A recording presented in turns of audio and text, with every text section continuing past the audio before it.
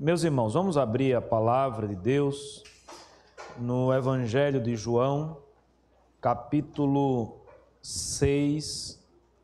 Evangelho de João, capítulo 6. Nós vamos ler a partir do verso 16.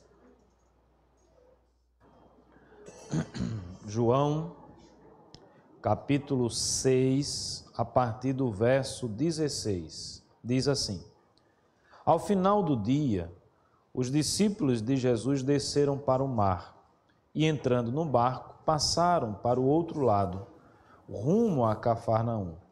Já estava escuro e Jesus ainda não tinha ido até onde eles estavam. E o mar começava a ficar agitado, porque soprava um vento forte. Os discípulos já tinham navegado em 5 ou 6 quilômetros, quando viram Jesus andando sobre o mar. Aproximando-se do barco, ficaram com medo, mas Jesus lhes disse: Sou eu, não tenham medo. Então eles o receberam com alegria e logo o barco chegou ao seu destino. Vamos orar mais uma vez, irmãos?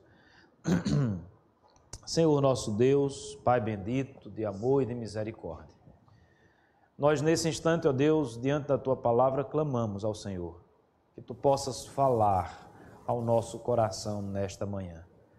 Tu sabes, ó Deus, de forma exata, de forma profunda, aquilo que nós precisamos ouvir para o nosso crescimento, para a transformação do nosso ser, para a edificação da nossa vida, para o aprimoramento da nossa existência. E por isso, ó Deus, nós clamamos e pedimos nesse momento que Tu possas, através da Tua palavra, falar com o Teu povo, falar com a Tua igreja. É a oração que nós a Te fazemos em nome do Senhor Jesus. Amém, amém, amém. Meus amados irmãos, me permita aqui uma contextualização dessa história que nós acabamos de ler. Veja bem, ela está entre os dois textos que foram pregados. Domingo passado eu não preguei esses versículos, nós falamos sobre essa outra parte que está mais à frente, de Jesus como o pão da vida, É o momento em que ele volta a falar com aquela multidão que estava ali talvez querendo mais uma vez comer pão, comer peixe de graça. Por quê? Porque antes também dessa narrativa aqui apresentada, nós estávamos acompanhando o Senhor Jesus realizando aquele grande milagre, a primeira multiplicação dos pães e dos peixes. Um milagre sem precedentes, algo formidável, algo fantástico. Mas para que a gente entenda aqui esses versos, do verso 16 ao verso 21, é preciso tentar colocar na nossa mente aqui o que estava acontecendo, Porque entendendo os detalhes da história, nós vamos poder tirar dela algumas lições que serão com certeza muito importantes para a nossa vida. Veja bem, o Senhor Jesus havia multiplicado os pães, os peixes, tinha realizado um grande milagre. O texto diz que ali existia pelo menos 50 mil homens, pensando-se nas crianças, nas mulheres que não tinham entrado nessa contagem de 5 mil, tínhamos um grupo ainda maior de pessoas, e aquele milagre ele foi algo de impressionante, de fato impressionante. E aí você que continua com a sua Bíblia aberta, olhe então o que diz aí o verso 15.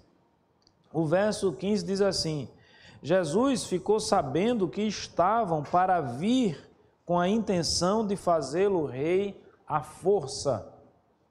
Então ele se retirou outra vez sozinho para o monte.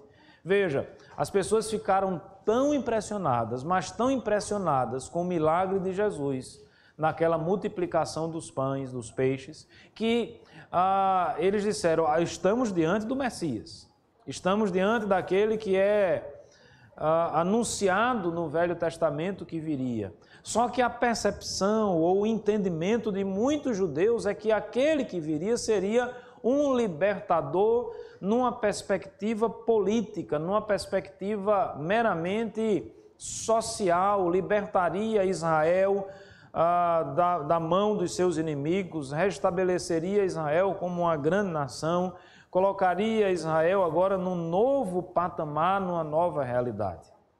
Mas esse não é o grande objetivo, e não era o grande objetivo da vinda do Senhor Jesus. O que é que Jesus faz então?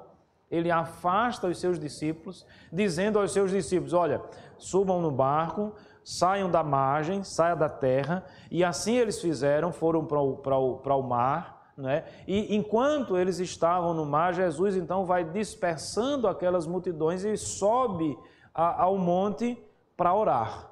Então esse é basicamente o contexto. Isso se deu nas palavras aí descritas do verso 16 ao final do dia. Isso se deu, e aí a gente tem que saber, não tem como saber exatamente a hora que isso ocorreu, mas a ideia apresentada no texto aqui é que no final da luz do dia, né? No final da claridade. Obviamente, se estivéssemos aqui na nossa região, nós estávamos falando de 5h30, 6 horas da tarde, tem dia que é um pouquinho mais tarde, tem dia que é um pouquinho mais cedo. Existem lugares que a noite é clara, né? Então, na geografia da região, nós teríamos que ver nessa região, geralmente, qual é o horário, e eu não confesso que eu não tenho essa informação, que o sol vai se pôr completamente e a escuridão chega. Mas, de fato, acontece aqui essa situação. O dia vai indo embora, a claridade vai indo embora, a escuridão chega, e nesse momento, então, nessa transição entre o dia e a noite, o Senhor Jesus dispersa aquela multidão, o Senhor Jesus manda os seus discípulos irem para o mar, o Senhor Jesus vai para o monte orar. Essa é a configuração da história. E aí, então, tendo isso na nossa mente, nós vamos poder compreender alguns detalhes. E eu disse aos irmãos que esses detalhes são importantes porque eles vão nos ensinar muitas coisas. E aqui nós estamos diante, meus amados irmãos, de uma cena que fala a respeito da vida cristã. Eu não diria que é uma cena típica, porque nós estamos diante de milagres e prodígios sendo realizados, mas eu diria que aqui nós estamos diante de uma cena que pode ser comparada à nossa vida cristã. E é sobre isso que eu gostaria de compartilhar com os irmãos nessa manhã, sobre estes aspectos que estarão presentes na vida cristã. E o primeiro aspecto que eu gostaria de destacar, meus amados irmãos, é que na nossa vida com Cristo, na nossa vida cristã, nós haveremos de passar por lutas, por provações, por tentações. Lutas, entenda esse termo aqui utilizado como aquele termo que vai abranger toda e qualquer situação adversa, toda e qualquer situação que vai demandar de cada um de nós um empenho maior, um esforço maior, um comprometimento maior, uma fé mais robusta e mais profunda. Mas as lutas, elas se dividem em vários aspectos. Provação não é a mesma coisa de tentação. E, na realidade, em algumas circunstâncias e situações, nós somos tomados por todos esses problemas, configurando várias batalhas nessa grande guerra. Batalhas que não se apresentam necessariamente numa perspectiva meramente humana, não. Batalha que também é espiritual e principalmente espiritual. Mas vamos ver um pouco a respeito dessas lutas que nós enfrentamos. O primeiro ponto que eu destaco ou subponto dentro dessa ideia aqui, de que nós passaremos por lutas e provações, é aquilo que eu já mencionei, que está presente aqui no versículo 15. Eu não sei se os irmãos percebem, mas eu acredito que aqui, tanto Jesus como os seus discípulos estão diante de uma tentação. Veja, ele realiza milagres, ele realiza a multiplicação dos pães. Os irmãos estão acompanhando comigo a ideia, estão raciocinando comigo e tentando entrar naquela cena. A multidão, então, impressionada com aquilo, querem fazer Jesus rei. Você imagina, então, que se Jesus fosse feito rei dos judeus, e aí eu estou falando humanamente, do ponto de vista político, talvez Pedro se tornasse o primeiro-ministro. Os apóstolos ocupariam cargos de primeiro escalão, seriam ou comporiam o ministério real do Rei Jesus aqui na terra. Meus amados irmãos, nós acompanhamos a história do pensamento político, das ações políticas, nós acompanhamos até hoje, não é? Os desdobramentos das ações políticas e como é perceptível que tem muitas pessoas que se deixam contaminar pelas finas iguarias do rei. Quando o poder é oferecido a todos nós, ele se transforma numa grande tentação. Porque o desejo do poder, e eu estou falando do ser humano que deseja o poder, que deseja a autoridade, está no DNA lá do primeiro pecado, do início da queda, no início de tudo. O que é que conseguiu demover a mulher e o seu esposo, os nossos primeiros pais, para que eles desobedecessem a Deus? O fato deles se tornarem iguais a Deus. O fato deles atingirem o poder que eles tanto almejavam, que eles tanto desejavam. Provavelmente, essa busca pelo poder está na raiz também da queda dos primeiros anjos, das primeiras criaturas celestiais. É o homem tentando alcançar e atingir o status de Deus. Olhemos para o mundo que nos cerca, não apenas para a política no nosso país, mas no mundo como todo. Quantos ditadores se levantaram, quantos reis, seja no período de monarquia, seja em outras configurações políticas de regime, sejam eles quais forem, em que homens ou mulheres, seja lá quem for, se levantam imbuídos desse sentimento de poder, mandando tirar a vida, tirando a vida, achando que pode dar a vida, achando que é o salvador da pátria, né? Achando que é o Senhor de todas as coisas. Essa busca pelo poder é algo impressionante. Às vezes eu me pergunto, nós temos políticos, né? Pessoas que estão envolvidas na atividade política, e aí eu falo político partidário, para que a gente tenha um exemplo dessa busca do homem pelo poder. Políticos de carreira, 30, 40, 50 anos na política, bem de vida, aposentados, com uma casa fantástica, milhões e milhões na conta. Eu não estou nem falando de como esses milhões chegaram lá, não importa agora isso. Mas uma coisa que sempre me fez pensar, não seria o momento de algumas dessas personagens dizer assim, olha, eu vou largar esse mundo, eu vou agora aproveitar com a minha família, vou aproveitar com os meus netos, vou desfrutar da minha vida com mais tranquilidade, porque esses embates políticos, né, não são às vezes muito fáceis, a responsabilidade, tudo isso, mas é impressionante, o cara está lá morrendo, se acabando no final da vida, mas não larga o osso. Não é assim, irmãos, que acontece? Não é assim que a gente vê? É porque o homem, ele é atraído pelo poder. O poder é algo que nos fascina. Por isso que já diz o ditado, né? Quer conhecer alguém? Dê poder a essa pessoa.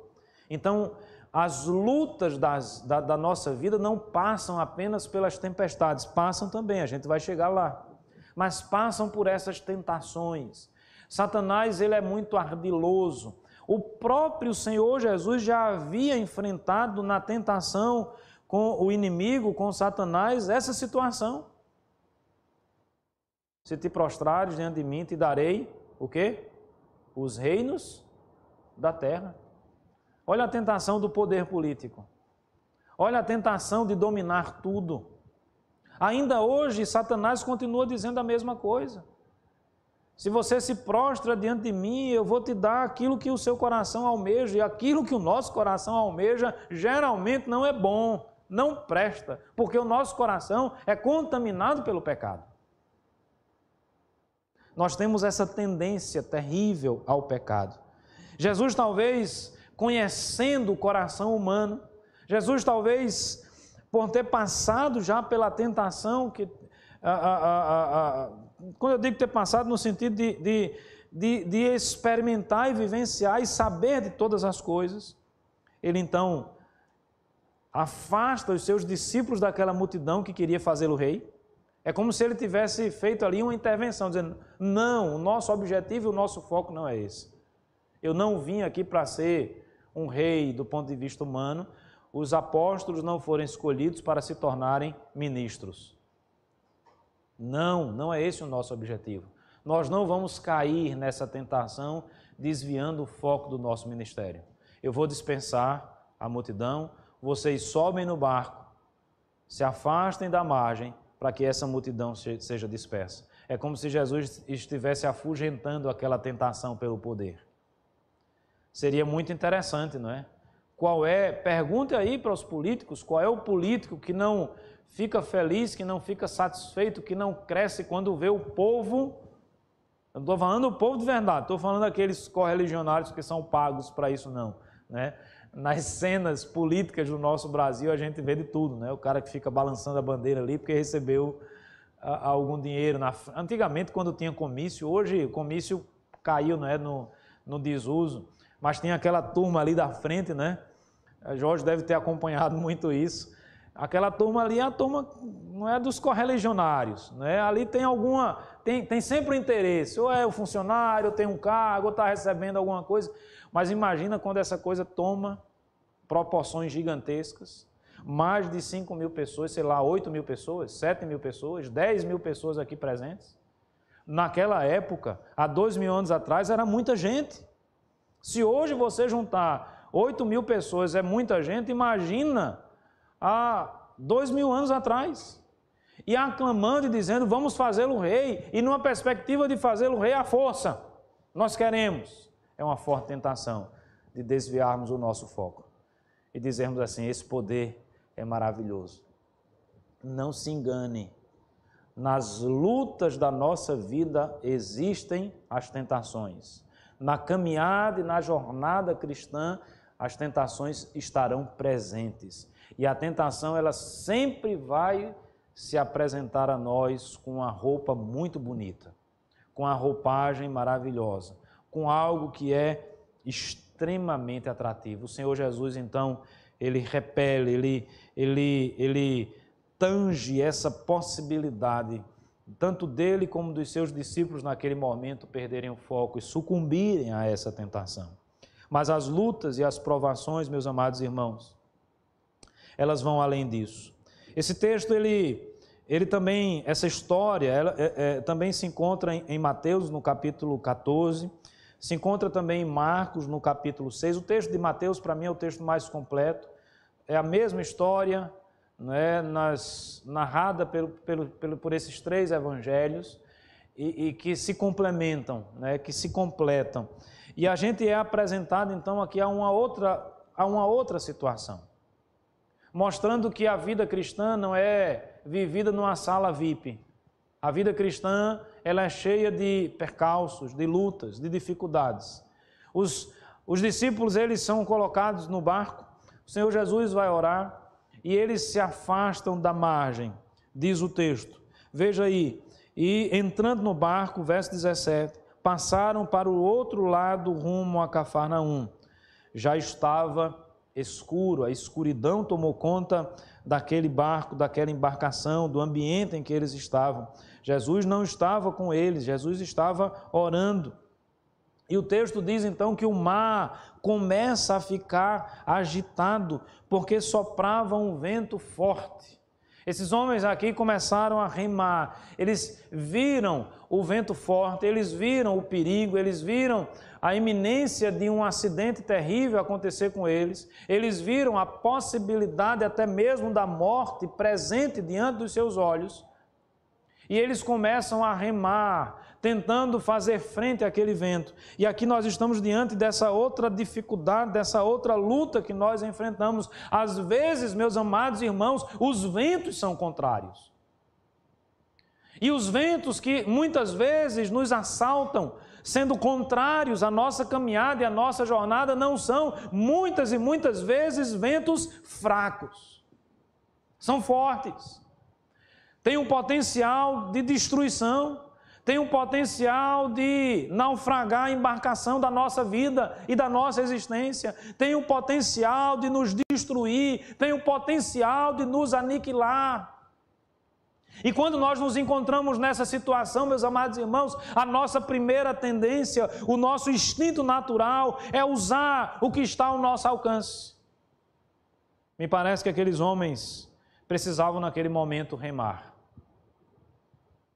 É a força dos braços, e eu não estou falando de homens obesos, de homens que não tinham a força necessária para enfrentar determinadas situações. Eram pescadores, estavam acostumados, na sua maioria, estavam acostumados às intempéries do vento, à situação em que se encontrava, acostumados a todo o traquejo ali no barco. Mas nesse momento as soluções humanas não eram suficientes para eles. Eles foram tomados de pavor, de medo, a escuridão invade a sua mente e o seu coração. Meus amados irmãos, quantas vezes na nossa vida nós somos tomados numa situação similar a essa, onde os ventos fortes se abatem contra a nossa vida. Aquele momento em que você diz, eu não tenho escapatória, e nós remamos, e nós nos esforçamos, e nós tentamos a solução do problema, mas parece que cada vez mais, cada vez que eu me esforço mais, parece que mais a coisa vai ficando pior. Eu lembro muito da cena da areia movediça, né? Eu vi muito isso nos filmes, antigamente tinha muito isso, não é? Que a pessoa está naquela areia movediça e quanto mais ela mexe, mais rápido ela afunda, não é? Mais rápido as coisas vão se tornando piores na sua vida. Eu gostaria de deixar isso bem claro para os irmãos. Esse texto, veja, essa história é a história de Jesus e dos seus discípulos. Eu estou falando de uma história que afeta diretamente os seguidores de Cristo, os cristãos, para mostrar para os irmãos que na vida cristã existem lutas, que vêm na forma de tentação, que vêm na forma de provações. A vida cristã, volto a dizer isso, não é feita numa sala VIP. Nós vamos enfrentar lutas e dificuldades. Nós vamos remar. E em algum momento a nossa força não vai ser suficiente para enfrentar a força do vento. Em alguns momentos a escuridão vai tomar o nosso coração e a nossa mente. Em algum momento nós vamos, infelizmente, perceber que as coisas não andam como nós gostaríamos. Eles estavam angustiados. Jesus ainda não estava lá presencialmente. O mar começava a ficar agitado, o vento soprava forte. Os discípulos já tinham navegado em 5 ou 6 quilômetros. Veja, eles estão tentando voltar para a margem, eles estão tentando sair do olho do furacão, vamos dizer assim, metaforicamente, usando essa expressão. Eles estão tentando as soluções que eles conheciam para aquela situação em que eles se encontravam. Veja, quando nós enfrentamos lutas, nós enfrentamos as lutas interiores.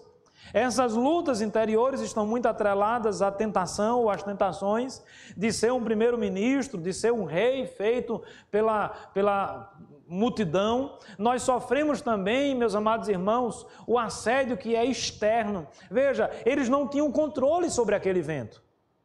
Eles não foram imprudentes. Porque nem sempre a responsabilidade é nossa, pessoalmente falando. Em algumas, ou melhor, em muitas situações da nossa vida, de lutas que nós enfrentamos, são as lutas próprias da vida. São situações que acontecem, que nós não temos o controle sobre elas. Algumas podem ser evitadas, outras não. Outras não podem ser evitadas. Veja que foi o próprio Senhor Jesus que mandou eles subirem no barco e se afastarem. Eles estavam seguindo ordens de Cristo. Eles não tinham como controlar o vento. Por melhor que seja hoje aí os instrumentos meteorológicos que vai medir isso, vai medir aquilo, nós sabemos que sempre vai existir a ação de Deus nessas histórias, nessas coisas, nessas situações que fogem ao nosso controle. Está previsto muita chuva e não chove. Pode acontecer isso? Não está previsto chuva e chove. Eu não sei quantos aqui gostam de história em quadrinhos. Essa semana até compartilhei essa história. Eu gosto muito do Calvin e do Haroldo. Não sei quantos já leram. Eu acho uma história fantástica. Principalmente depois que eu descobri que o nome foi dado ao Calvin em homenagem a João Calvino. Aí eu fiquei mais feliz ainda. Mas enfim, há muito tempo que eu leio. E esses dias eu li uma... Não é nem a tirinha, é só um quadrinho. O Calvin é um menino de 6 anos, na história, em quadrinhos. Muito esperto, mas muito peculiar nas suas ações. E aí ele estava com um regador, tinha várias plantinhas, e ele com o regador em cima das plantas, aí ele diz assim: vocês vivem se eu quiser que vocês vivam. O regador está nas minhas mãos. Se eu quiser colocar água sobre vocês, eu coloco. Se eu não quiser, vocês vão morrer, dizendo para as plantas. Vocês vão morrer todas amíngua, secas, sem água, parará, puf, cai um temporal. Ele estava com o regador, dizendo às plantas que a vida dela estava nas mãos dele. Se ele regasse a planta, ela sobrevivia. Se ele não regasse, ela não sobrevivia. Aí Deus mandou água lá de cima. E aí o regador, ele olha, né, para cima, né? O regador não tem mais sentido. Essa é a nossa força. Às vezes a gente está como um personagem de 6 anos de idade, achando que pode controlar e manipular determinadas situações. Nós não podemos. Existem situações que estão além das nossas forças. Nós precisamos compreender isso. É preciso falar mais uma vez do vírus que está entre nós, microscópico e que está derrubando o mundo todo. E quantos outros exemplos nós poderíamos dar? Mas aí, meus amados irmãos, eu passo para uma segunda realidade. A primeira realidade é que nós enfrentamos lutas, tentações, provações, dificuldades, que muitas vezes estão além das nossas forças. Mas uma outra realidade, esse é aquele momento da gente glorificar o nome do Senhor, de pé, se for o caso. Como dizem os nossos irmãos, né, pentecostais. É que a gente sempre pode contar com Jesus. Eu vou repetir, nós sempre podemos contar com Jesus. Nós estamos falando do Cristo que é onipresente. Lembram-se do início do Evangelho de João, que nos apresenta Cristo? Quem é Cristo? Cristo é o Deus que se fez carne e habitou entre nós. É o Emanuel. Ele deixou de ser Deus, ele deixou de ser onipotente, ele deixou de ser o Criador de todas as coisas, ele deixou de ser o Salvador do mundo, ele não deixou de ser nada disso, ele continua sendo 100% Deus, mas agora ele também é o Deus que está conosco. É o Deus que habitou entre nós. E aí o milagre aqui também nos é apresentado, não é? A gente vai ver aqui o Cristo que é onipresente e onipotente. Aparentemente ele não estava presente. Aos olhos humanos ele não estava presente. Na minha concepção, lendo esse texto, li os outros 2 textos do Evangelho, tanto de Mateus 14, né, como do Evangelho de Marcos, capítulo 6. Na minha concepção fica claro que Jesus estava orando, mas ele estava monitorando aquela situação. Aqueles discípulos não estavam abandonados. Às vezes a nossa sensação é essa. É a sensação de abandono. Você pode ser abandonado pelo seu pai, pela sua mãe, pelo seu pastor, seja lá quem for. Nós somos falhos, nós somos humanos, nós erramos. Aparentemente eles estavam ali, não é? Abandonados. Não, eles não estavam abandonados. É verdade que a escuridão chegou primeiro do que Jesus. Vocês perceberam isso? Primeiro chegou a escuridão. Veja, numa narrativa, num olhar superficial da história, depois chegou Jesus. Mas a pergunta é, será que Jesus chegou depois? Será que eles já não podiam contar com Jesus? Aí, olha que coisa maravilhosa. É impressionante a forma como Deus trata conosco. Eu queria que você prestasse atenção nisso. Veja, acompanha comigo o raciocínio. Os homens estão no barco, o vento é forte, eles estão com medo, está tudo escuro, e o que é que eles fazem? Eles fazem aquilo que humanamente eles podem fazer. Eles estão remando para tentar se salvar. São as lutas, são as provações. Aí chega Jesus. Como é que Jesus chega? Através e utilizando métodos humanos.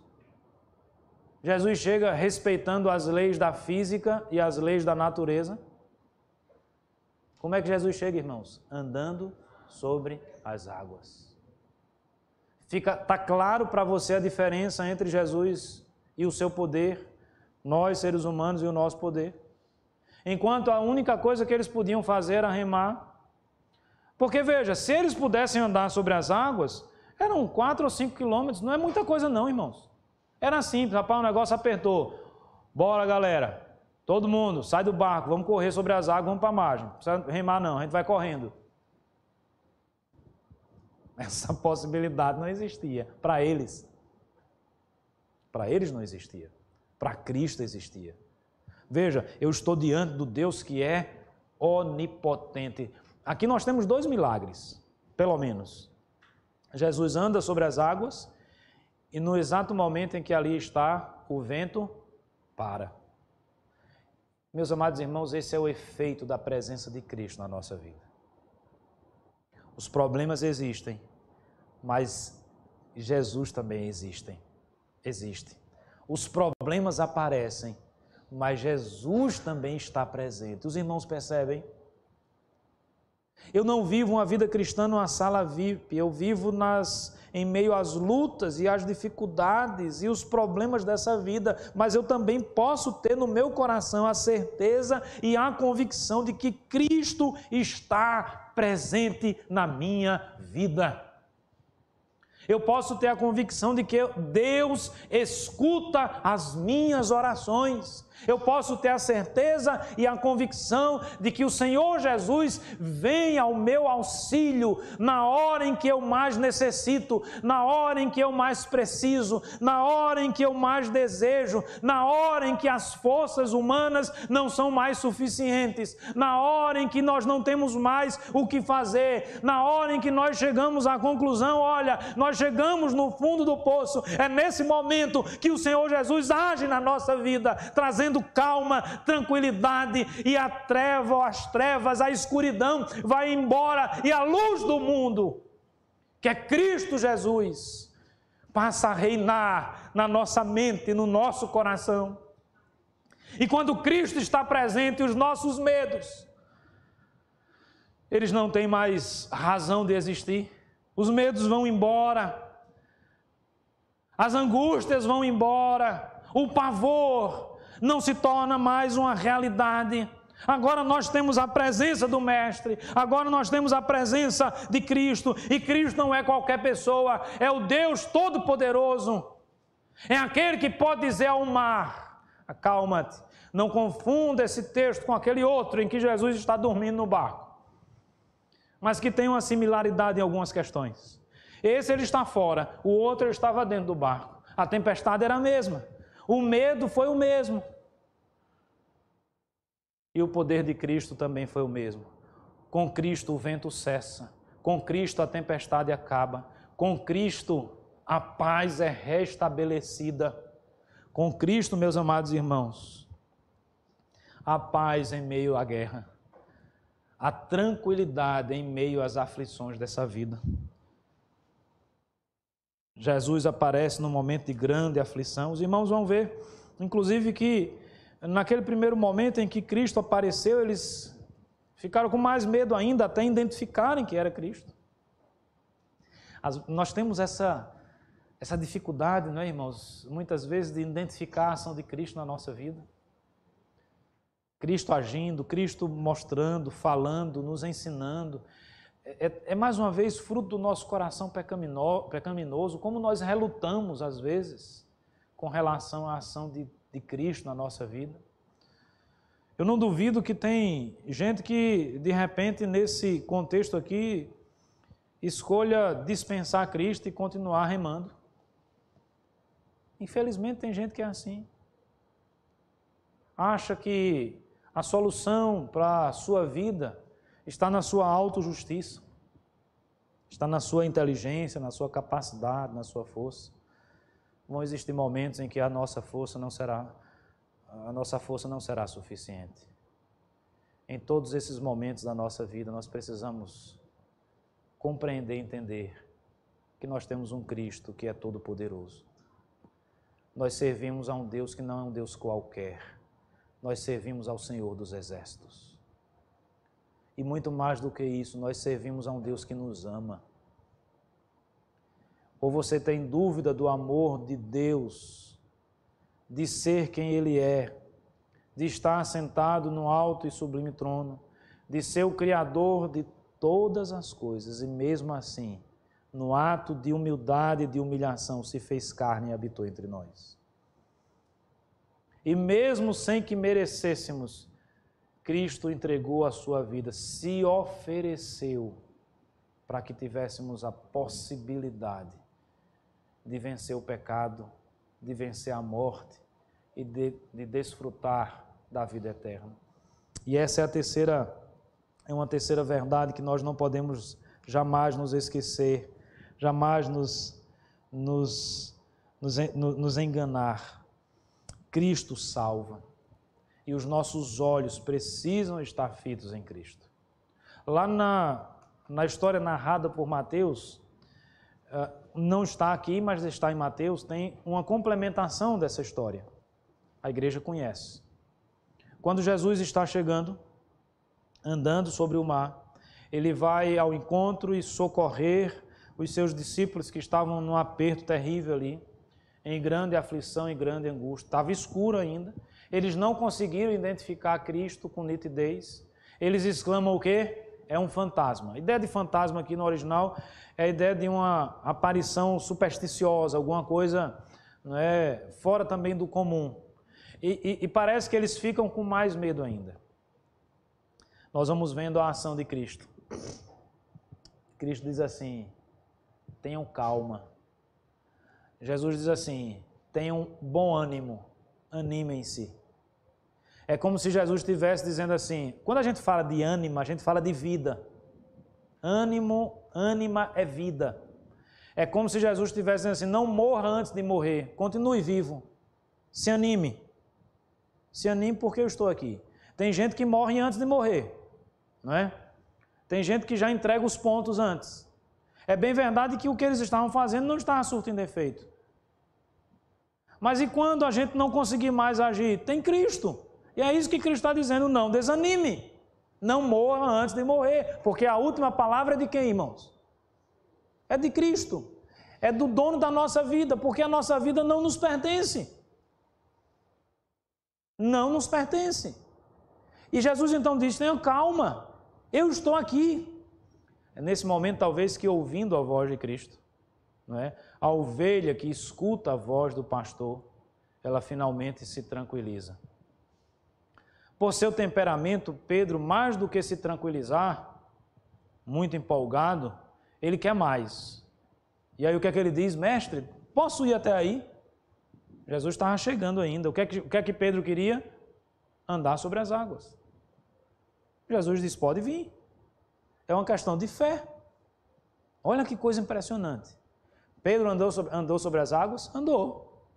Não sei quanto, mas andou. Alguns passinhos ele deu.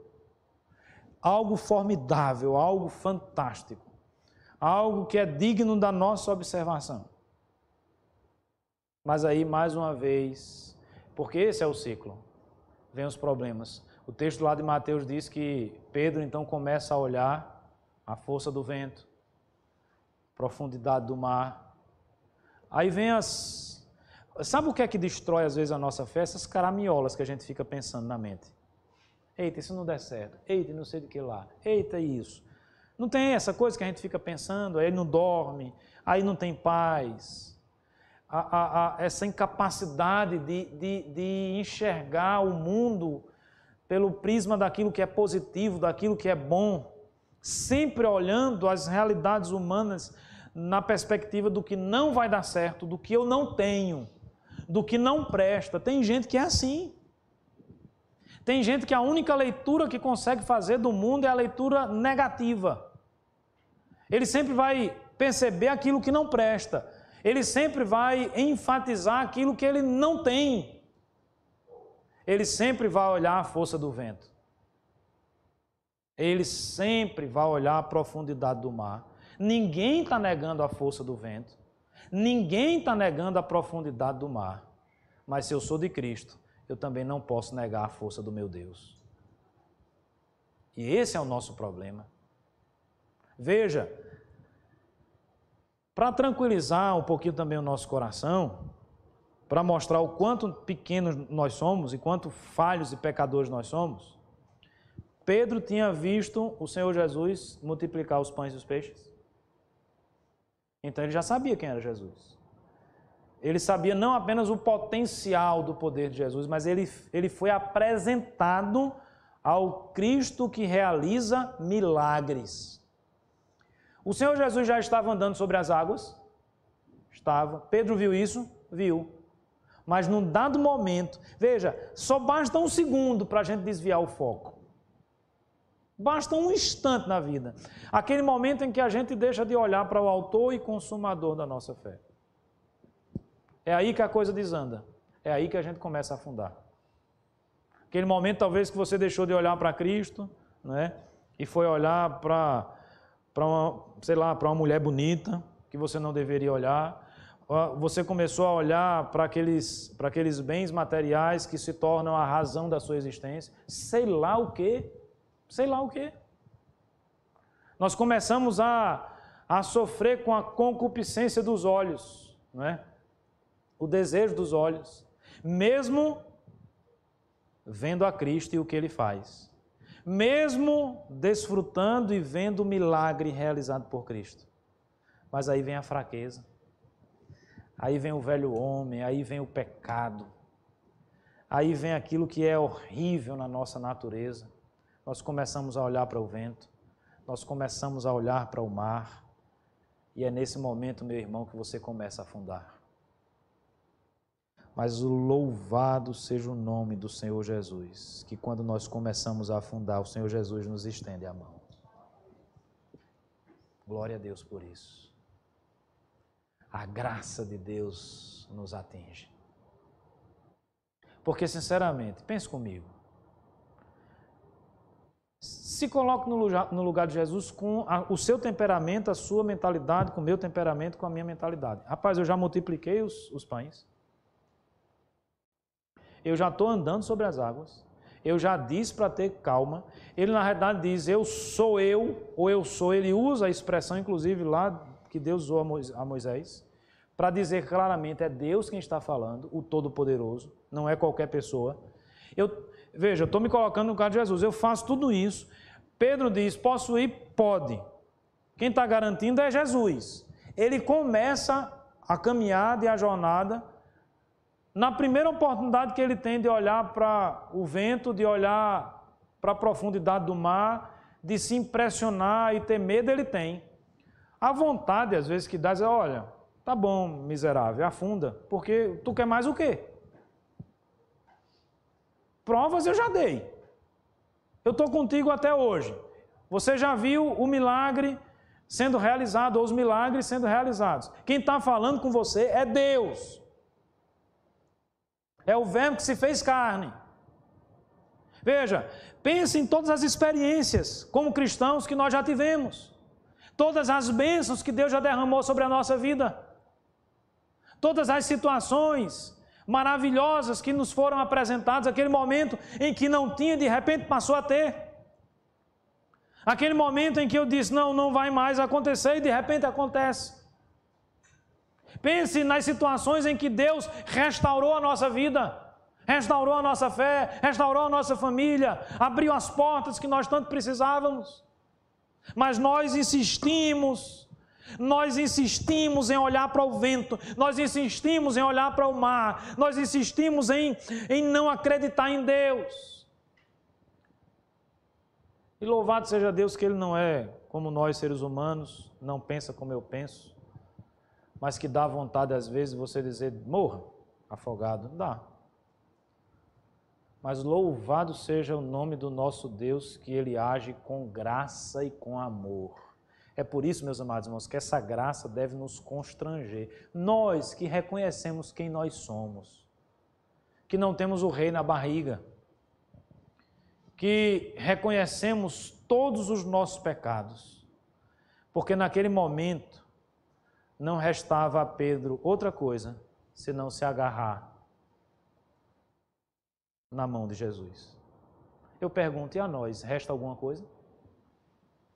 Será que resta? Será que a nossa situação é diferente da situação de Pedro?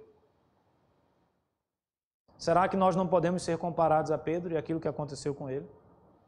Por isso eu finalizo a minha fala nesta manhã fazendo um convite a você. A mesma mão que foi oferecida a Pedro para resgatá-lo daquele vexame que ele estava passando da falta da sua fé. A mesma mão que foi pregada na cruz do Calvário, mostrando o amor, o sacrifício e o sofrimento de Cristo Jesus. É a mão que está estendida para mim e para você nessa manhã. E o convite que eu lhe faço, a orientação que eu lhe dou, o que você está esperando para pegar na mão de Cristo? Pegue, meu irmão. Segure na mão de Deus. Ele não, em nenhum momento da nossa vida, Deus vai nos abandonar. Em nenhum momento da nossa existência, Ele vai estar ausente. Aparentemente pode até demorar. Talvez é Deus tratando conosco. Porque os pensamentos de Deus não são os nossos pensamentos. Os caminhos de Deus não são os nossos caminhos. Ele nos conhece mais do que nós mesmos. Mas a minha palavra para você é: não desista. Continue firme. Não olhe para o vento. Não olhe para o mar. Não olhe para a adversidade. Olhe para Cristo. Mas se porventura, por essa falha que nós temos, numa fração de segundo eu olhei para o vento e comecei a afundar, agarre na mão de Cristo. Ela continua estendida. Agora apenas com a marca dos pregos, apenas com a cicatriz. Mas o Cristo agora não é mais o Cristo humilhado, é o Cristo exaltado. É o Cristo que venceu a morte. É o Cristo que está assentado à destra de Deus Pai. E é para lá que nós vamos, se Deus for uma realidade no nosso coração. É para lá que você vai, se você segurar na mão de Cristo, entregar o seu caminho ao Senhor, confiar nele de todo o seu coração. A vida cristã é isso. Lutas, dificuldades, mas a presença de Cristo nos ajudando a enfrentá-las. E a certeza que nós temos de que Cristo é o Senhor e Salvador da nossa vida. É aquele que nos resgata. Louvado seja Deus por isso. Amém e amém.